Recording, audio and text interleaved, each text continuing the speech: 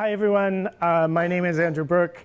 I'm from the Department of English, where I mainly teach film and television and media studies. My experiential learning funded course this year was called Residual Media. And before I get to anything, I really just want to thank Nyala, because I had emailed Nyala sort of very early on and said, I have this oddball course that might fit with what you're doing, but I'm not 100% sure.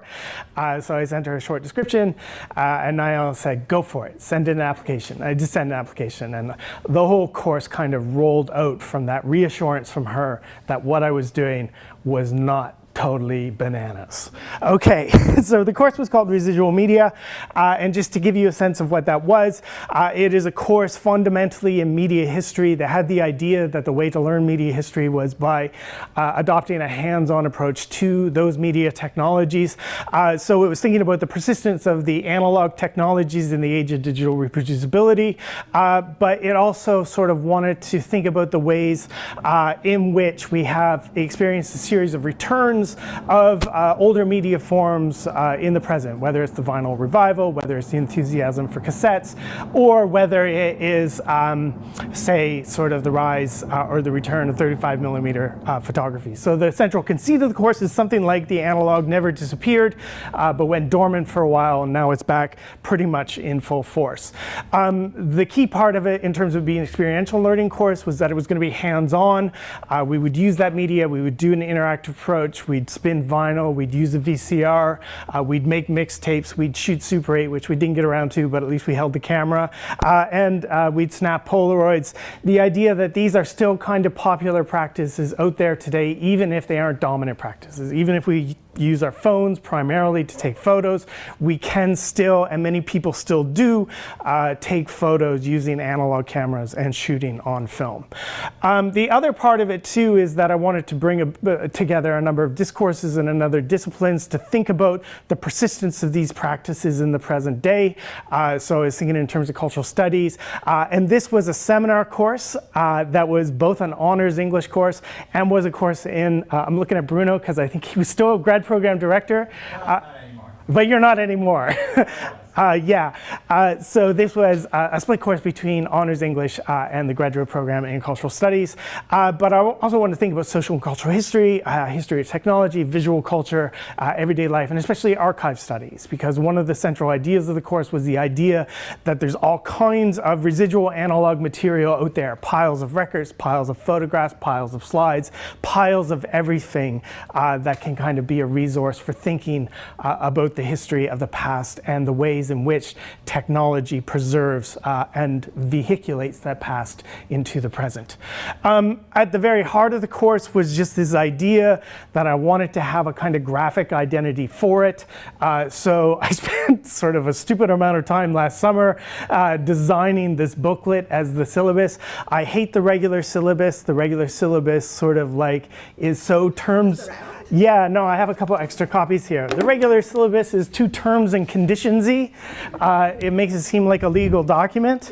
Oh, sorry, I shouldn't be saying this in front of James, but sort of it is a terrible thing. So I wanted to create a kind of different and more positive user experience with something like a booklet that would articulate some of the sort of ideas of the course, that you could still scissor and cut and paste this together if you want it. I didn't, of course, I made it on Canva, but nevertheless, sort of like it's just this idea that you can construct something yourself. And as you'll see, I maintained the same conceit throughout, and the whole course was cycling through the cycle of analog or residual technologies that I wanted to deal with. We spent some time on snapshot photography, and I'll say more about that in a little bit. Of course, we covered vinyl and listening to vinyl.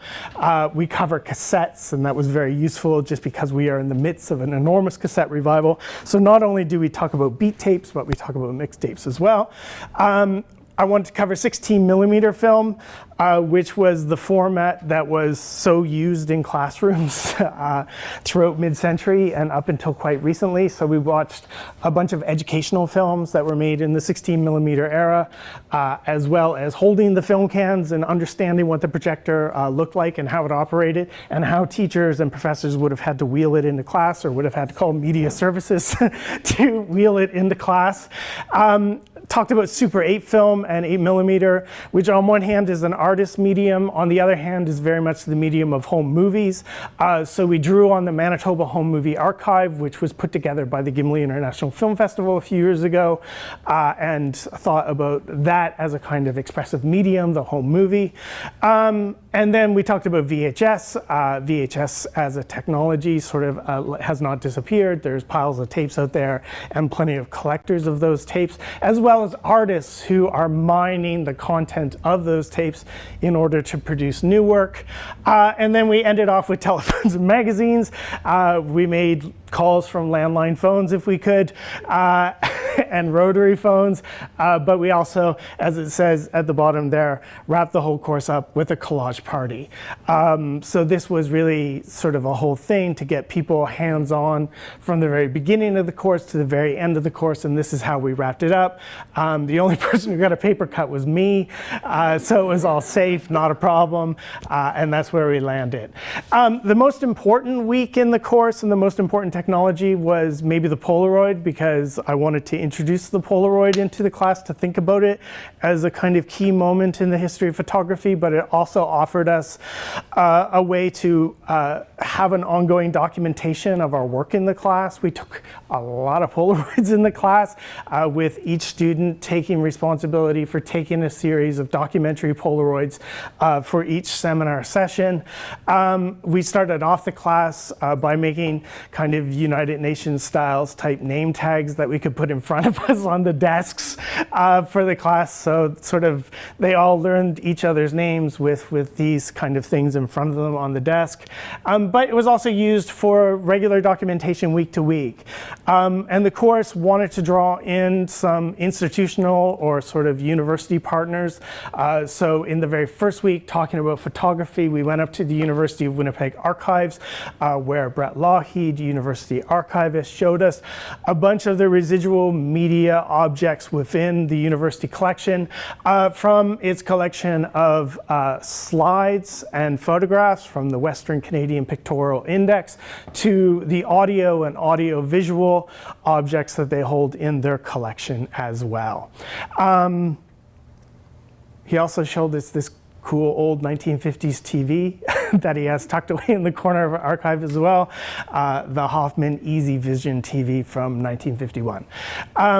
So the other institutional partner was going over just down the hallway actually to the Oral History Center, where the great Ken Davies walked us through a kind of cassette digitization workshop. He showed us the workflow that happens in the Oral History Center with the digitization process for magnetic media. He also did a few other things. He talked a lot to us about location and sound recording, environmental recordings of various kinds, which turned out to be really well, work out really well, because one of the students in the class ended up taking one of the workshops from the OHC and has since got a position with the Indigenous Summer Students Project, which will involve the recording of sound. So it's a good handshake between the ELF and the ISSP. So yeah, again, sort of the Oral History Center offers these services, offers these workshops. One of my main goals was to get students to go on and take the kinds of workshops that would be offered through somewhere like the OHC. In addition to sort of institutional partners, I wanted to have community partners as well. Very conveniently, Dooley Records opened up on Portage Street in the months before the class started. So I took the class to the record store. Peter welcomed us into the class, and I got them to read a bunch of articles on hip hop and crate digging, and then we just dug through the crates ourselves, looking for records, and hearing about his experience, sort of being in this weird position of opening a store in the midst of a vinyl revival, where all of these things that had sort of cratered in value now all of a sudden have a kind of value to them, and the weird position that he is in because of that, but also to think about sort of the masses of residual media material that has not experienced an uptick in value. Something like Parakeet training records sort of like are not enormously valuable, even though people are excited about records again. So just working with the students to think about sort of concepts of value and commercial or commodity value in relationship to older media objects, what gets revived and what doesn't, what becomes valuable again or has the capacity to become valuable again, and what doesn't. Both of these are great records.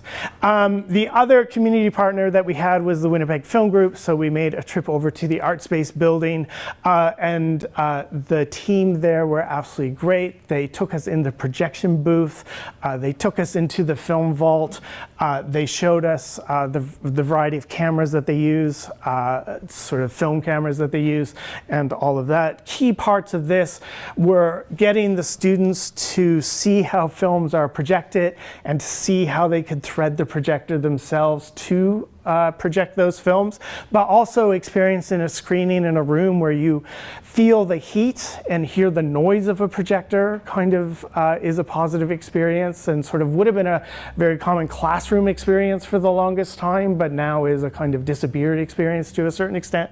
But then also we were lucky enough that when we visited the film group, Sky Callow, who's in distribution there, was going frame through frame of Guy Madden's film that he did with the RWB on Dracula, making sure that that print was in pristine condition before she sent it out to Geneva for a screening. So, I mean, it was just interesting because they get to see the hands-on work and expertise that people like Sky at the assessment bench there, and Eric Peterson, former U of W student, the kind of hands-on work that they do as projectionists and in working with film.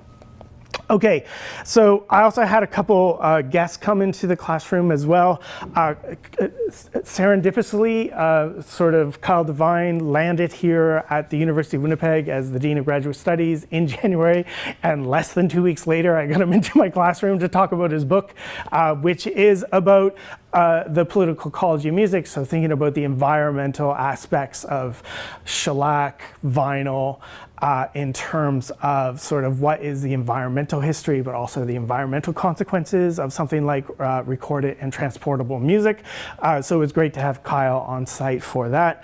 And then I also got Henning Frederick Maltz, who's a local artist and filmmaker whose work primarily relies on found VHS tapes that he buys at Value Village mostly, and does re-edits of them in various ways in this series he has called The 99ers, which of course is called The 99ers because he buys all these tapes largely for 99 cents at the Value Village. So that was another classroom visit.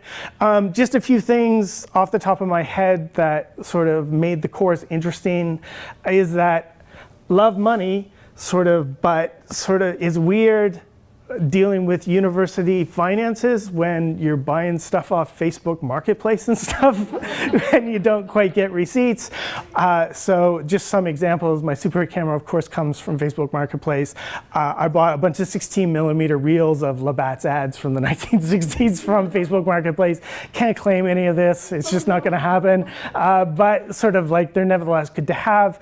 And I really viewed this grant as kind of seed money for future courses. I'm teaching a course next term in the fall, I guess, called Media Collections and Collecting Media, which will sort of reanimate sort of the materials that I bought for this class.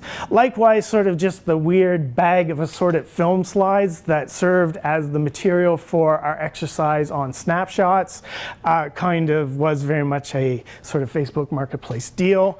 A couple of regrets. First of all, I didn't get a DJ into class, which was sad. I really wanted to do that, but maybe next time out. Second, one of the things that Media Services still has in terms of residual media is an overhead projector. And I stupidly didn't book the overhead projector, so I didn't use it, but I will next time. But we did watch this 1975 Concordia University Archives filmed on video instructional on the use and operation of the overhead projector for university classrooms. I know, the overhead is great. I love it. Yeah. So that was Residual Media, and I'm sorry I didn't bring my students. They're a lovely bunch, and they were totally into it, and what made the class so great week on week is they were up for anything that I could throw at them or suggest that we do. So yeah, that's it. Thanks so much.